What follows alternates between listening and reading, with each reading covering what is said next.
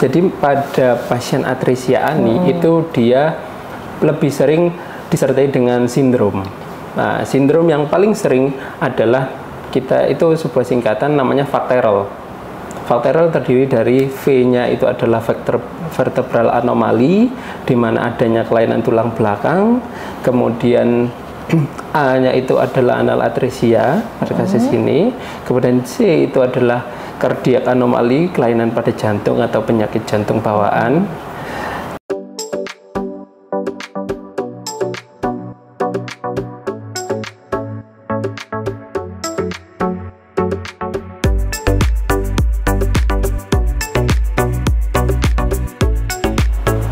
Halo, Assalamualaikum warahmatullahi wabarakatuh. Apa kabar sahabat Samrabu? Bertemu lagi dengan saya, Dina Dianita di Hai Samrabu.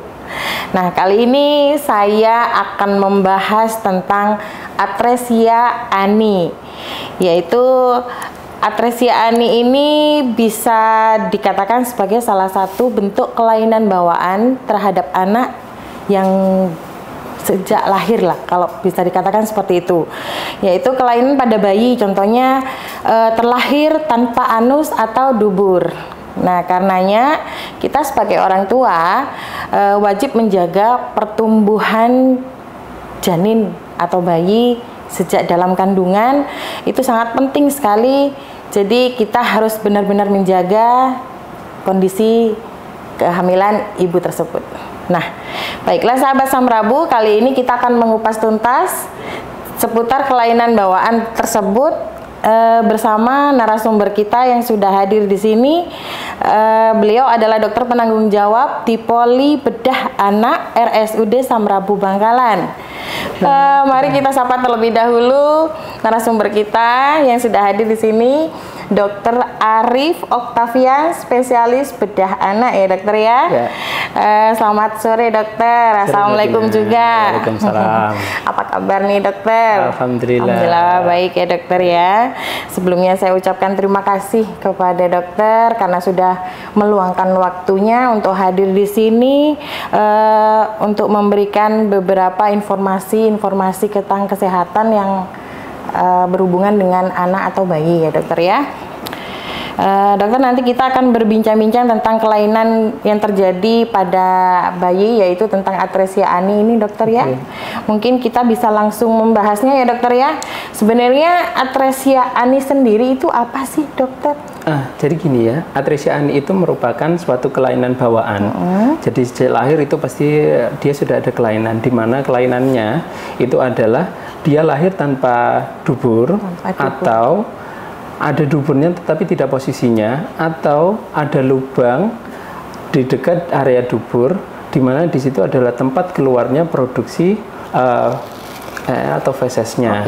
Ya, tetapi itu bukan lubang normalnya. Bahkan pada beberapa kasus bisa lahir feses atau ini dia keluar dari lubang kencing, atau pada perempuan bisa dia keluar dari lubang vaginanya atau dari lubang kemaluannya.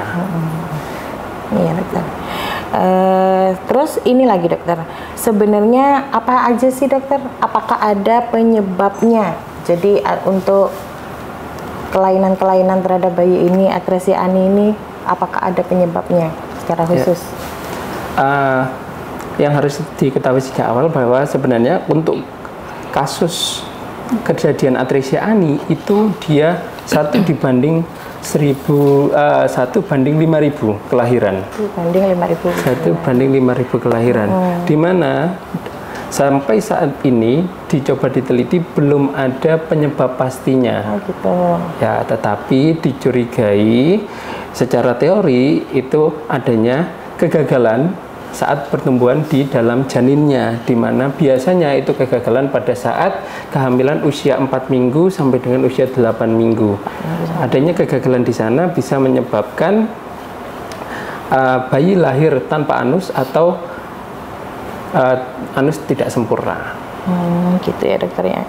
Terus selanjutnya bagaimana caranya kita mendeteksi secara dini apakah anak kita atau bayi yang baru lahir tersebut mendapatkan kelainan.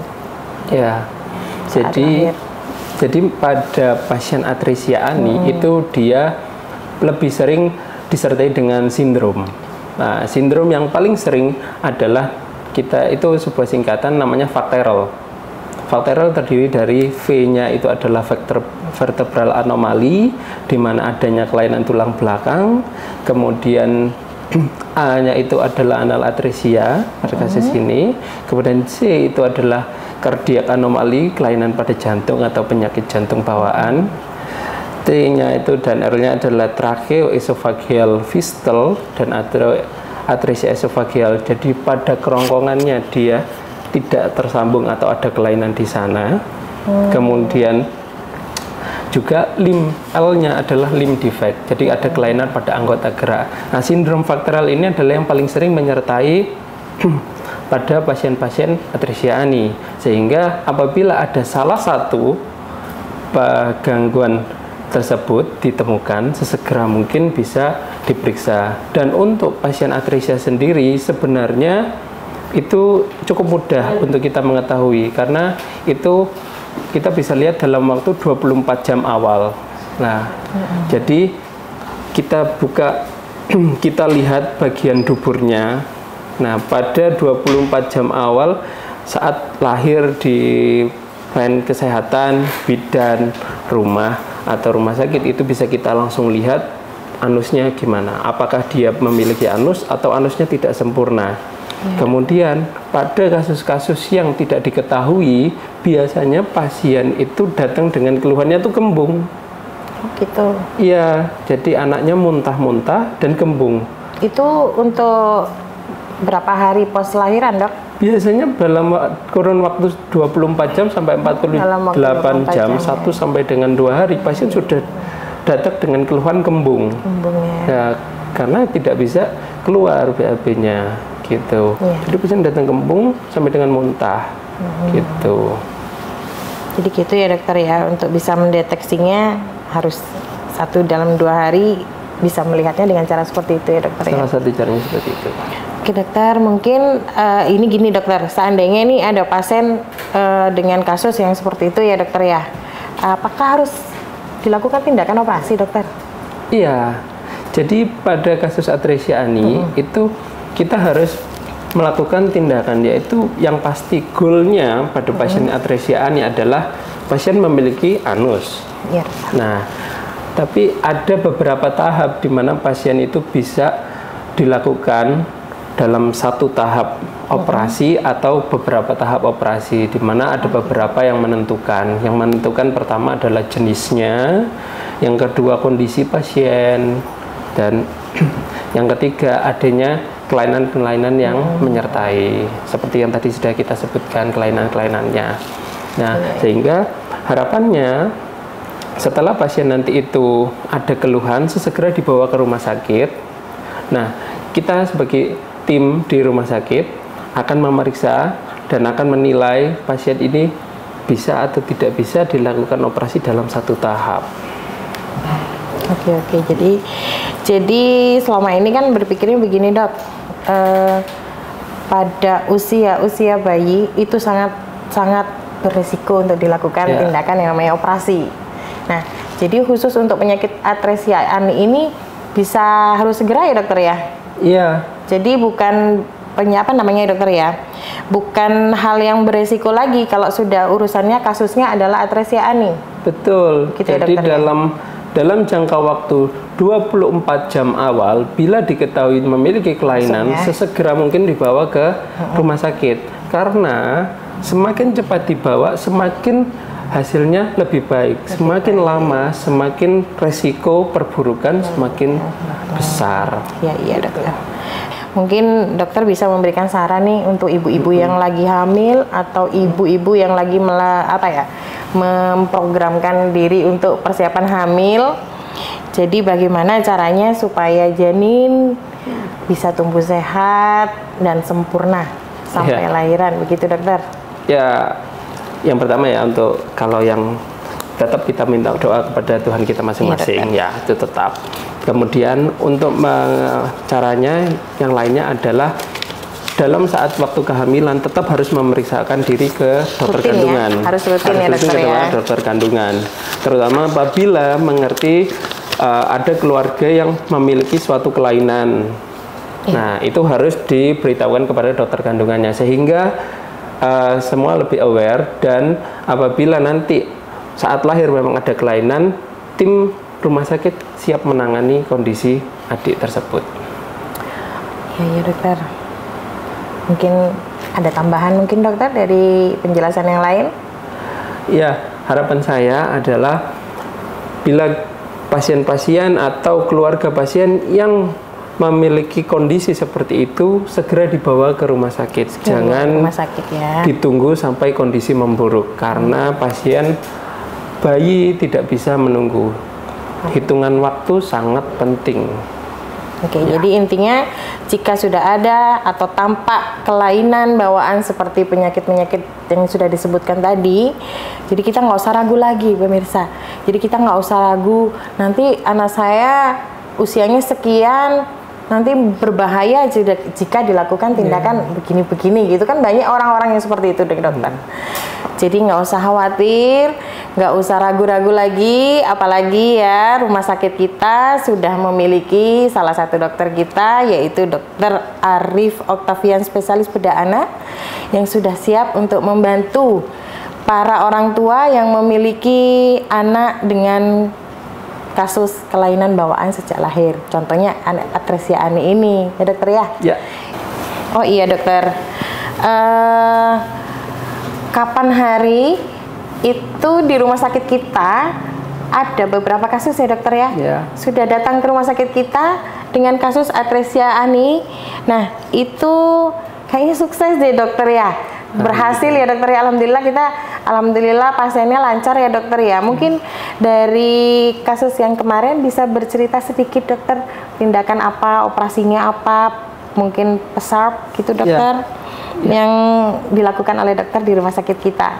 Ya, jadi memang pada kasus Atresia Ani tindakan definitif atau tindakan yang menentukannya adalah pembuatan anus, di mana teknik yang digunakan adalah dinamakan PSARP. Itu merupakan singkatan dari posterosagittal anorektoplasty yang ditemukan oleh dokter namanya Alberto Peña di Amerika. Di mana teknik itu adalah teknik untuk pembuatan anusnya pada berbagai macam kasus Atresia Ani. Dan alhamdulillah kita sudah beberapa mengerjakan kasus itu. Berarti alhamdulillah nih dokter ya, operasi PSARP kemarin di RSUD kita Samrabu Bangkalan berjalan lancar ya dok ya.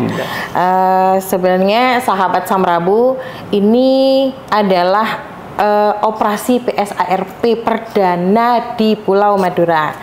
Jadi apabila sahabat Samrabu memiliki keluarga atau kerabat dengan kelainan bawaan seperti obrolan kita hari ini, bisa kita konsultasikan ke RSUD Samrabu Bangkalan ya.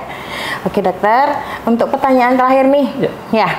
Nah, yang terakhir mungkin dokter bisa memberikan saran untuk ibu-ibu hamil, bagaimana nih agar caranya janin saat dalam kandungan tumbuh dan berkembang dengan sehat dan sempurna dokter. Iya, jadi seperti saya bilang, kalau pada kelainan ini tadi secara umumnya itu kita belum bisa mengetahui dengan pasti, tetapi bisa kita lihat apabila pasien saat hamil itu dibawa ke dokter kandungan. Jadi minimal saat kehamilan harus ada periksa ke dokter kandungan untuk memeriksa apakah pasien memiliki ada kelainan-kelainan bawaan, sehingga apabila kelainan bawaan nanti tertangani saat pasien lahir, keluarga sudah lebih bisa menerima dan sesegera mungkin bisa dibawa ke rumah sakit agar kondisi pasien bisa lebih baik. Bisa lebih baik. Jadi harus segera lah intinya kalau kita sudah mengetahui adanya kelainan tersebut. Itu ya dokter ya.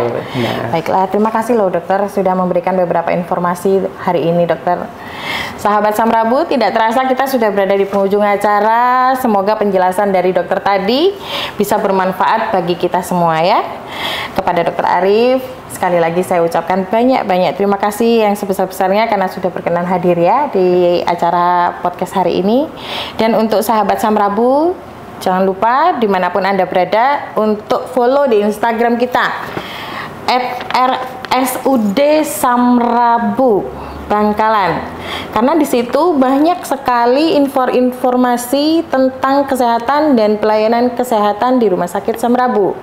Saya Dina Dianita beserta seluruh kru yang bertugas pamit undur diri. Sampai jumpa di episode selanjutnya. Wassalamualaikum warahmatullahi wabarakatuh. Waalaikumsalam warahmatullahi wabarakatuh.